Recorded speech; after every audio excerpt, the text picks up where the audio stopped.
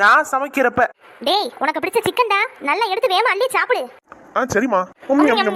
ஏய் இந்தாடி, எதுக்கு இப்படி மிளகாய் தூள் அள்ளி கொட்டி வச்சிருக்க இந்த சிக்கன்ல? மனுஷன் திங்கறோம் நினைச்சியா இல்ல திங்காம எந்திரச்சு பாதியில ஓடணும் நினைச்சியாடி? என்னடி சொல்றீங்க? காரமா இருக்கா? ஏய் சின்ன பொண்ணு, காரம்னா காரம், அப்படி ஒரு காரம்.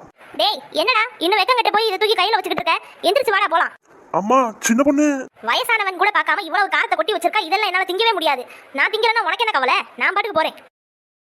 இதுவே என் மாமியா கிளவி, அதான் தாய் கிளவி சமைக்கிறப்போ. அம்மா என்னடா நான் செஞ்ச சிக்கனு உன் நாக்குல நாட்டியம் ஆடுமே, எனக்கு நல்லா தெரியும்ல. என்னடா உனக்கு இன்னொரு லெக் பீஸ் வைக்கவா? அம்மா செம்ம காரம்மா. அப்படியாப்பா? நல்ல கார சாரமா அள்ளி வல்லு வதக்குன்னு சாப்பிடுங்கப்பா. இந்த வயசுல நல்ல ரசி ருசியா சாப்பிடாம வேற எந்த வயசுல சாப்பிட போறீங்க? காரம்லாம் நல்ல உடம்புக்கு நல்லது, சாப்பிடுங்க சீக்கிரம்.